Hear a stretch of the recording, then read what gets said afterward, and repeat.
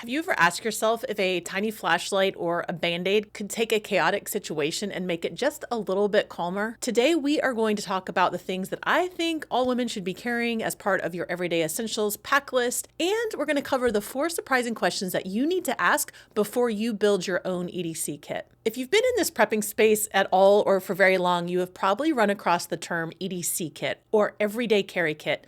That is a list of supplies that you probably want to have on your person pretty much all of the time. Now, for most of you women out there, you have probably Googled this before and you find a long laundry list of things for guys to carry. And so most of the lists that you see for everyday carry are really going to be focused on men.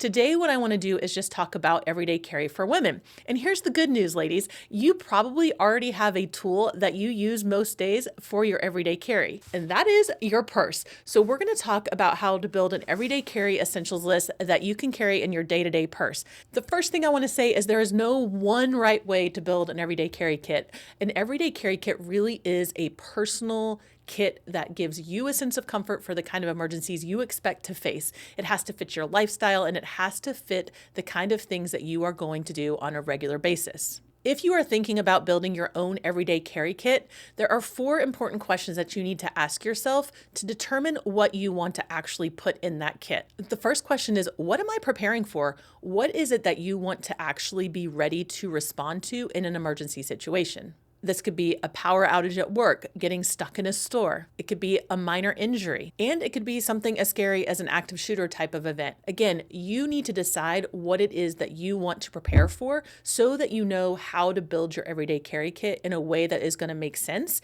When I first got into this everyday carry, I built a large purse. I called it my Mary Poppins purse. That is the purse that you can dive into and truly treat any emergency situation, but it was also an incredibly heavy purse. It was super awkward to carry.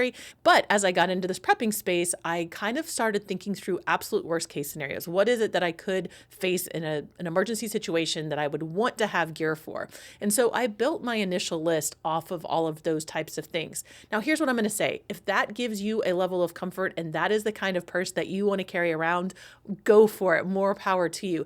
There are a lot of people who want to have a lot of gear on their person at all times. And so when you ask yourself this question, what am I preparing for? You need to determine what it is that you want to be ready to respond to and what kind of equipment you need to be able to do that.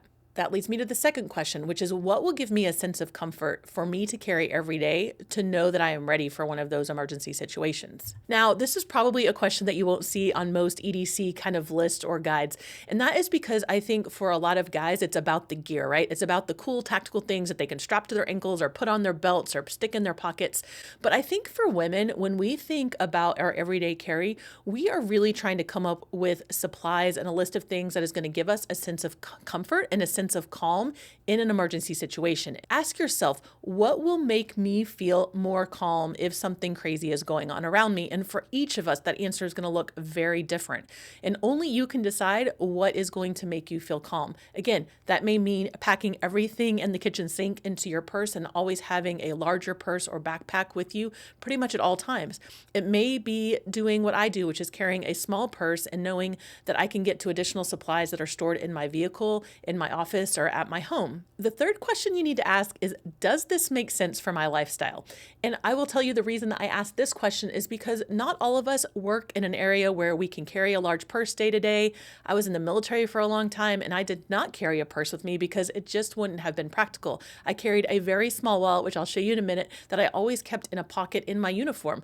I didn't have an everyday carry purse with me. And you may have a lifestyle where carrying a purse with you everywhere does not make sense, and that's okay.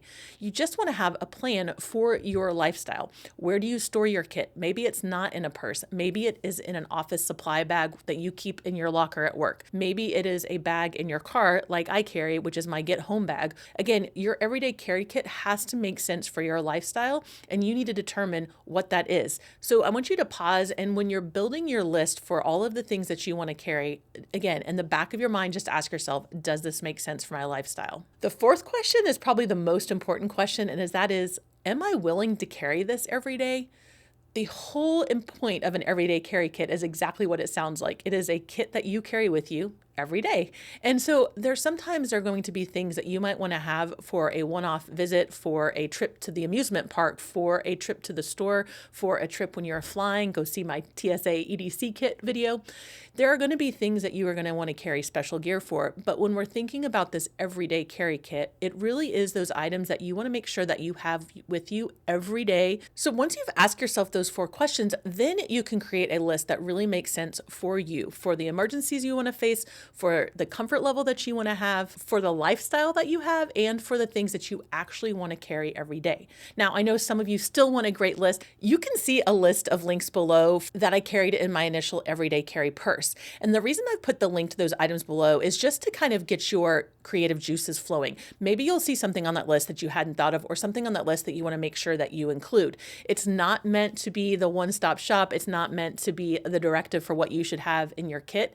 If you go back to those 4 questions and those items on that list don't work for you, then don't get them, right? You can make an everyday carry kit in a pretty small purse. I prefer crossbody bags for my everyday carry kit for a couple of reasons. One, it leaves me hands-free, which allows me to respond to emergencies more quickly.